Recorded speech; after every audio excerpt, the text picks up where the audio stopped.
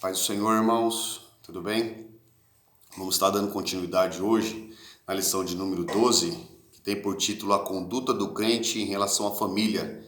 No primeiro vídeo falamos sobre a conduta do crente como esposo, agora vamos falar no segundo tópico sobre a conduta do crente como esposa, não é? Primeiro ponto aí do segundo tópico fala sobre o conceito da submissão. Quero estar lendo aqui na carta de Paulo aos Efésios, capítulo 5, versículo de número 22, que diz assim: Vós, mulheres, sujeitai-vos aos vossos maridos como ao Senhor. Temos que deixar bem claro acerca da submissão, porque é uma distorção muito grande acerca dessa palavra, submissão. E tem pessoas que acham que ser submisso só é ser escravo, e na verdade não é.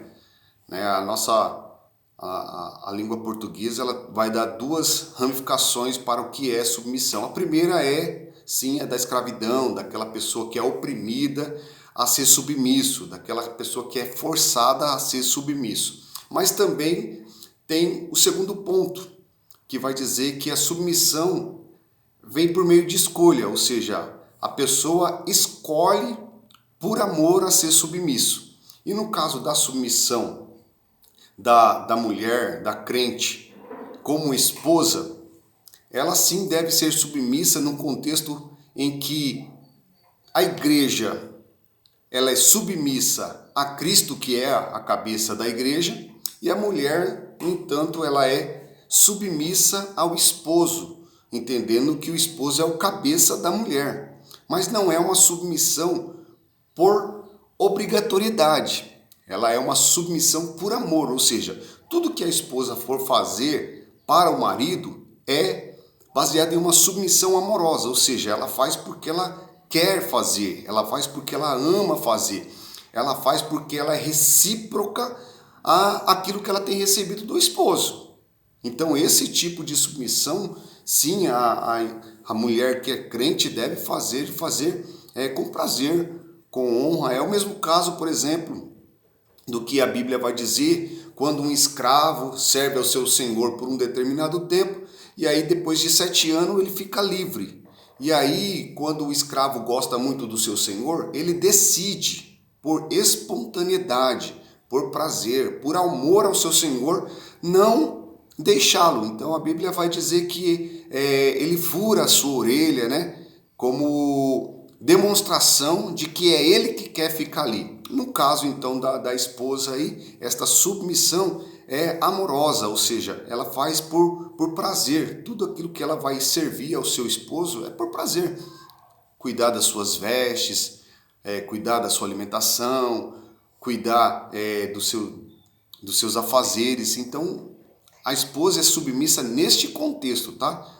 Não vai pensar os irmãos aí que, porque a Bíblia diz que a esposa deve ser submissa, que você vai ter uma escrava dentro de casa. Não.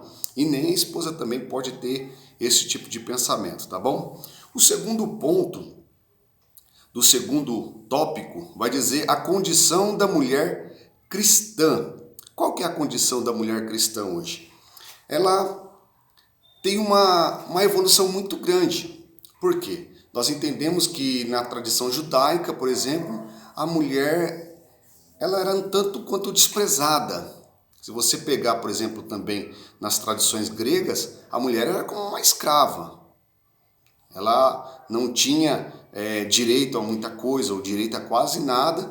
Já no contexto do cristianismo, a mulher, por exemplo, ela já tem uma condição muito melhor do que as mulheres judias ou gregas da sua época. A mulher hoje já tem uma posição elevada até mesmo por Cristo. Muitos dizem que Cristo era uma pessoa machista, mas muito pelo contrário. Cristo sempre valorizou o trabalho das mulheres, sempre destacou o trabalho das mulheres, e a mulher, principalmente no século XXI, a mulher cristã, a esposa crente, ela tem sofrido uma evolução muito grande. Ela já não é mais só aquela dona da casa que cuida dos afazeres domésticos, dos filhos, não. Num contexto geral, a mulher teve que evoluir também com o passar dos tempos. Hoje a mulher estuda, a mulher trabalha, só que ela não pode perder a essência de que ela é uma mulher crente, né? Que ela precisa continuar sendo submissa ao seu marido, submissa à sua casa. Então, só veio a agregar tarefas às mulheres. Uma mulher, a Bíblia fala que a mulher sábia, ela edifica o seu lar, né? Ela sabe separar tudo, todas as coisas no seu tempo. Não pode, por exemplo, valorizar uma decorrente da outra. Ela tem que saber que ela precisa sim evoluir com o seu passar dos anos, precisa acompanhar essa modernidade que está aí, mas que também ela precisa ter consciência que ela é uma serva de Deus, ela é uma mulher de Deus, que as primórdias do cristianismo não podem ser deixadas de lado por causa dessa mudança que a mulher, a esposa, a mulher crente tem sofrido. Ela precisa ter também o seu período de oração, ela precisa também ter o seu período de comunhão com Deus, ela precisa também ter o seu tempo devocional, ter o seu tempo para servir a Deus na casa do Senhor, estar envolvida com a obra do Senhor. Então, essa evolução só veio enaltecer a mulher, porém veio agregar cada vez mais aí trabalhos à mulher. E ela tem que ter a consciência que não pode deixar de forma nenhuma os teus afazeres, tanto no seu lar como também na casa de Deus. Precisa estar sempre envolvida, círculo de oração, escola dominical, e aí vai multiplicando o trabalho das mulheres, tá bom? E o terceiro ponto do segundo tópico vai falar sobre a reverência devida ao marido. Isso é importante, irmãos. É importante, mas é recíproco, tá? Lógico que a gente dá aquilo que recebe. Então a gente precisa receber coisas boas para poder dar coisas boas.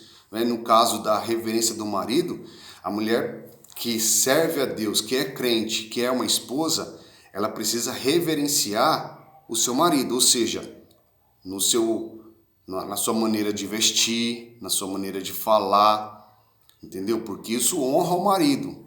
Uma mulher que é crente, que serve a Deus, ela jamais vai, por exemplo, usar umas vestes que vai atrair a atenção de outros homens. Então isso vai desonrar o seu próprio esposo. A mulher crente, que é a esposa fiel, ela tem que ter na sua mente, que ela precisa honrar também, não só a Deus, mas seu esposo. Não é? Então, fica aí, irmãos. O tempo é muito curto, não dá para tratar sobre muitos assuntos, mas se alguém tiver alguma dúvida, alguma pergunta, próxima lição estaremos falando aí então sobre a conduta do crente como filho, tá bom?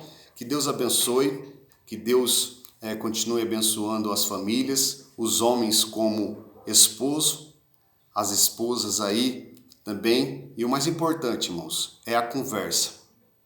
Precisa ter muito diálogo nos casamentos de hoje, tá bom?